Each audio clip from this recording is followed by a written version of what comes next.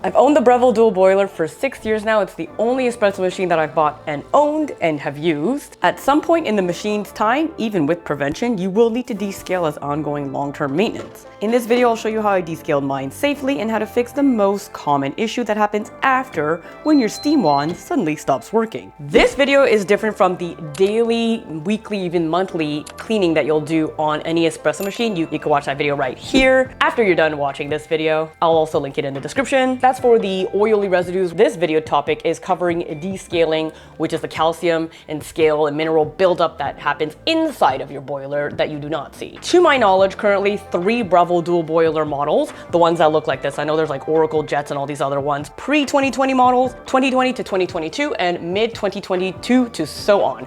I have the 2020 model, and you can see that by pulling out your machine and looking inside where the serial number is. You'll see some dates, and those will be your manufacturing date. If you have a mid-2022 and so on production unit, you're very lucky because they've made some big changes to the internal that are just better. I will be doing a video regarding the 2020 model. The instructions particularly will be for this one. It can be for the other Breville machines as well, and it could even, in a larger sense, help you understand a little bit the whole process for other machines, although the instructions will be specific to this one. So the tools that you'll need, which I'll link in the description, are descale powder and the flathead screwdriver. Depending on your water hardness, you may have to descale more or less often. The Breville Dual Boiler came with a little strip in the box that allowed you to do a quick water test hardness. If not, you can get these easily online. I'll link some as well, where you can see a little bit where your water hardness is. This is just a little guide. If your water is very hard, it'll require more descaling or better prevention. Scale is essentially mineral buildup from calcium and magnesium that gets heated and where water meets metal, and that heats up and it creates this buildup and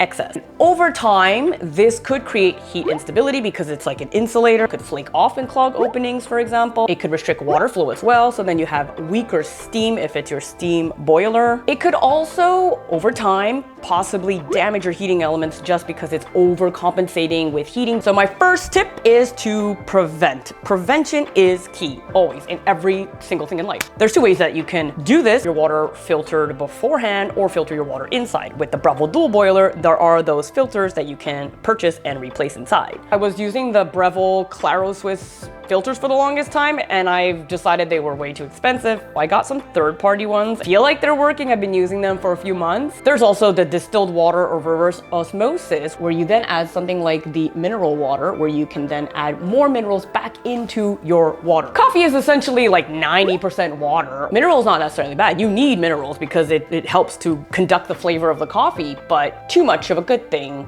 could be a bad thing. The water where I live is not that hard. I have been using the filters pretty religiously, and I didn't have that much, well, I don't think I had that much scale buildup in the last 6 years. There were no symptoms to my espresso machine that caused me to do descale, but I just felt after 6 years it was time, and I did want to also replace my O-rings. When to descale really depends. There's not a one size fits all. How often you use your espresso machine, how many shots you're making, your water hardness, the temperature you're using, like so many variables. If you're using your espresso machine for a while, just be a little bit in tune. You may start to notice some changes, unusual noises, temperature, taste issues. Like there may be just something off that's not necessarily dialing in that you're noticing consistently across different beans. You could possibly every 6 months open up your machine and take out a steam boiler sensor probe and see if there's any scale buildup on that. Maybe even take photos as reference. At 6 months it looked like this, at 12 months it looked like this. From there you could build your own personal schedule. Is descaling safe? That's a hard one. If you have any input on this, please add it in the comments. I've seen so many things across the board of like, yeah, that's part of my regular maintenance, to no, don't do it, don't ever do it, avoid it at all costs. So if I can avoid descaling often, that's what I'll do, because descaling can be a little rough on the machine. I do believe that it is part of your espresso machine maintenance. There's a lot of hot water and minerals interacting in metal, and it's gonna happen. There's also the case where people talk about 3 beeps of death with the steam wand, where it just stops steaming afterwards, which happened to me. So we will also be covering all of those troubleshooting fun. Some people are saying in order to not have any issues with the steam wand, you can do a whole descale without running it on the descale menu,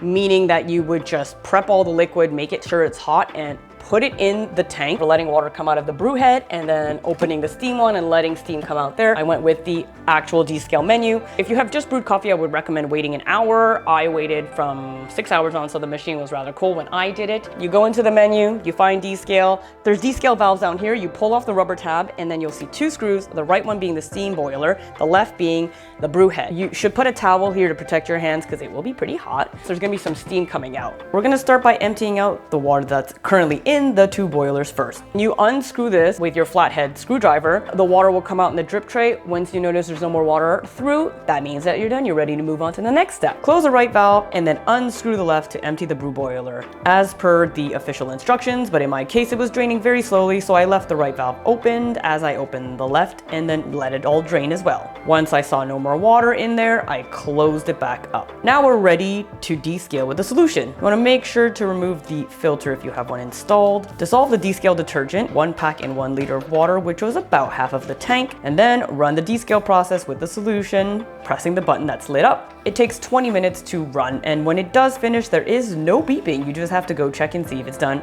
or set a timer. And then we repeat the exact same process of emptying out both boilers, starting with the steam boiler, which is the right valve, and then close the right, open the left, let the brew boiler drain, close the left, empty out the drip tray. In my case, I noticed little flakes, which I wasn't sure at first was scale, but it is in fact scale because I noticed it in a couple of other ones. It's absolutely not coffee. It's like a flat, flaky thing. Empty out also the descale liquid that's in your water tank, but I would recommend putting this aside and keeping it because you may end up needing it for the next steps. Don't worry if you threw this out, I have another solution for that, which I'll cover later. Clean your water tank and put fresh, clean, new water in there. Now that the valves are closed, we're gonna refill the boiler up with water, and that means pressing the descale process once again. You'll open up the valves again, right first, close it, left open, close. The water will drain, and you may notice more flakes coming out. That's your scale buildup. And then you just repeat the process a few times as it flushes out clean water, and I flushed out, I believe, 3 times with clean water just to really make sure, and also letting water run through the brew head and steam wand. Also, I did a clean water back flush just to really get everything out in the system. But when I activated my steam wand, that is when I noticed the 3 beeps of death. Spoiler alert, I got it to work again. So no worries, it's likely fixable. This is the troubleshooting step that I figured out from looking online of what worked for other people and then also what worked for me, from least to most invasive. When you open up the top, you're gonna notice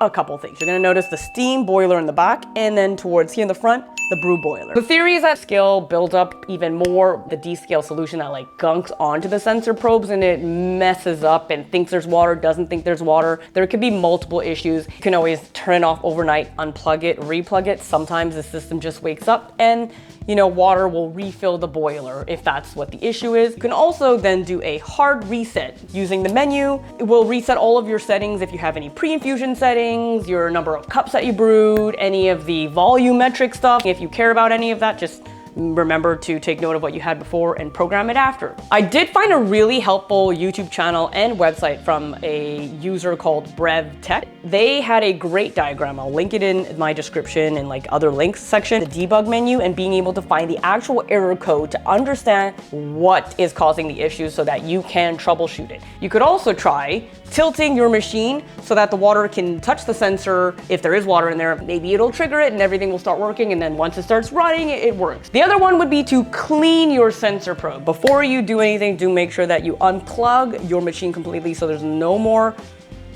electricity going in through there, because you will be playing with circuitry. At one point I did touch something in there and it gave me a not so fun electric shock, and I don't know if I have superpowers now. We need to get into the Breville Dual Boiler. So the tools that you'll need: needle nose plier. What I found is useful is a thing called a hemostat. It's essentially a plier tweezer thing that locks, and I know this because I've cut my finger a few times and have gotten sutures, and I think that they use that. I try not to remember all of those fun memories. If you're planning to change your O-rings, you're going to need, of course, O-ring replacements, the correct one. Different O-ring sizes and materials and thicknesses for different parts of your Breville. You'll need also food safe lube and screwdriver. So we need to unscrew the two Phillips JIS number 2s by the group head, and none of the bits I had at home worked. I got this specific screwdriver mentioned on a forum and it worked. I used the number 2 of that set. Then we have the Torx T20 that's in the back. Then you can carefully open up the top panel. I would suggest that you put tape on the back top in case you end up scratching it, because I did. So learn from my mistakes. On the steam boiler, there are 3 different probes of different lengths. 2 are the same length, 1 is shorter. Go with different wires, and you put everything back in the right place. What I would suggest is always take a photo before you do anything. You can easily remove it from the clip using a needle nose plier. Put your needle nose plier and then you just push against the probe and then you can pull it out. Then you can observe, look if it needs to be clean. And if it does need to be clean, then I would recommend soaking it in the descale solution liquid for maybe 10 minutes, giving it a rub. Me doing that really removed a lot of scale buildup. If you threw out your descale solution, you can also do a citric acid solution with 1 tablespoon to half a cup of hot water. Make sure you rinse it with clean water and then you can put it back and see if that works. While you're there, take the O-rings out and check them and then lube them up. Replace them if necessary. Ceramic on mine definitely looked a little bit worn. That white piece is ceramic, not plastic. Casing could be cracked. Okay, I'm hearing a lot of noise and activity and towards the back, which is where the steam boiler is. That sounds promising, because I really hope it's not a blown thermal fuse, because that would be annoying to fix. I'm so worried, I'm so scared. Ah, yes! Victory! Cleaning the sensor probes, putting them back, it worked some of the time when I would activate the steam one. First check them, clean them, and then if that doesn't work, then you can move on to replacing them. At 6 years in, I feel like that was fine. It cost me less than $50, which is less than a car winter tire change here in Canada. I got those parts on ECS Coffee if you're in Canada, and they had OEM new replacement parts. They came with the right size O-rings as well. So when I got them, I lubed them, then I just put the probes back in and then just clip it back. As simple as that. Interestingly enough, I did notice that the water pressure on my machine for the exact same coffee I had dialed in already from the day before, there was better pressure in my machine for the Brew boiler. That probably had to do with all the scale buildup that was in there affecting things. I really hope that helped you. Please like, subscribe. And if you want to watch that cleaning schedule video that you just to clean more regularly with the oil residues and such, you could check out this video right here. If not, this one might help, and I'll see you in the next one.